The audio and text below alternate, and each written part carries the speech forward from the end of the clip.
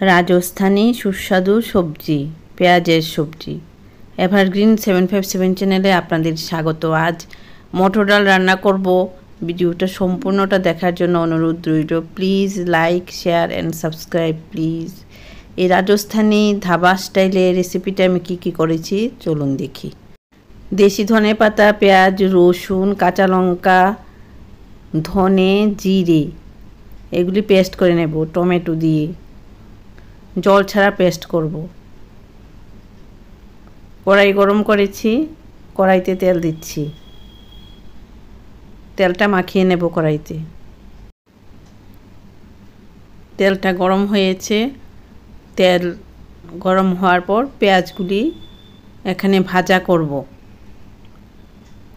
পেঁয়াজের মধ্যে নুন দেব অল্প পরিমাণে।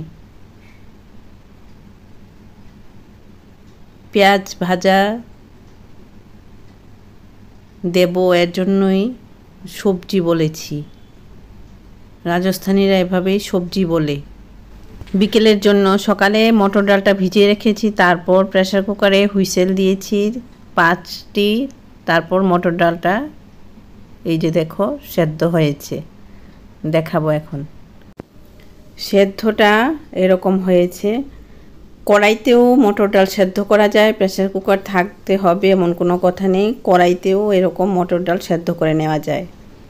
পেঁয়াজ ভাজা হচ্ছে আস্তে আস্তে, এদিক ওদিক করে করে পেঁয়াজ নরম করে নিচ্ছি। দারুণ একটা ধাবা স্টাইলে মটর ডাল তৈরি করছি।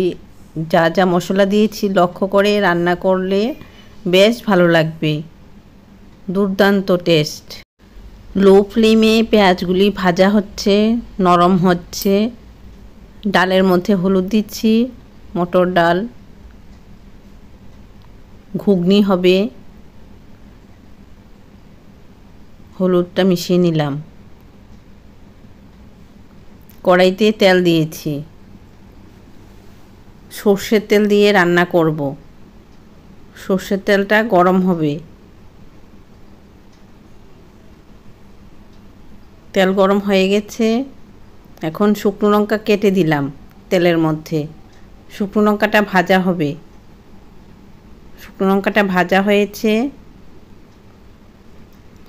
এখন মশলা দেব ফোড়নে। জিরে আর সর্ষে তেলের মধ্যে দিয়ে ঢাকা দিয়ে দিলাম। সর্ষেটা ছিটে, এর জন্য ঢাকা দিতে হয়। সর্ষে আর জিরে লাইট ব্রাউন হচ্ছে, শুকনো লঙ্কাটাও ভাজা হচ্ছে। লাইট ব্রাউন হয়ে গেছে। এখন মটর ডালে যে হলুদ দিয়েছিলাম, এই মটর ডালটা এখন এই মশলার মধ্যে দিয়ে দেব। সুন্দরভাবে ফুটে উঠেছে, রান্নাটা খুব ভালো হবে। মশলার সাথে মটর ডালটা মিশিয়ে নিলাম। নুনটা দেখে নেব হাতে করে, নুনটা আর একটু লাগবে, নুন দিয়ে দিচ্ছি। হলুদ দিয়ে দিচ্ছি, একবার দিয়েছি আরও একটু দিতে হবে মনে হলো, হলুদ দিলাম। হলুদটা মিশিয়ে নিলাম। এরকম সুস্বাদু মটর ডাল রান্না করে দিলে বাচ্চাদের শক্তি হবে। এরপর ঢাকা দিয়ে রাখবো কিছুক্ষণের জন্য। এখন মটর ডালটা ফুটে উঠেছে, পেঁয়াজ ভাজাগুলি দিয়ে দিলাম মটর ডালের মধ্যে। এভাবে ডালের ভেতরে মটর ডাল যে হচ্ছে, এটার ভেতরে পেঁয়াজগুলি দিয়ে দিয়েছি। পেঁয়াজগুলি নরম হবে, সুস্বাদু হবে। ওই যে মশলাটা জারে নিয়েছিলাম, দেশি ধনে পাতা, পেঁয়াজ, রসুন, কাঁচা লঙ্কা, জিরে, ধনে, এই পেস্ট দিয়ে দিলাম এভাবে ডালের মধ্যে। মটর ডালের মধ্যে পেস্ট দিয়ে এভাবে এটা রান্না করব। জারের মধ্যে একটু ডাল নিয়ে মশলাটা ভালো করে গুলিয়ে দিয়ে দিলাম।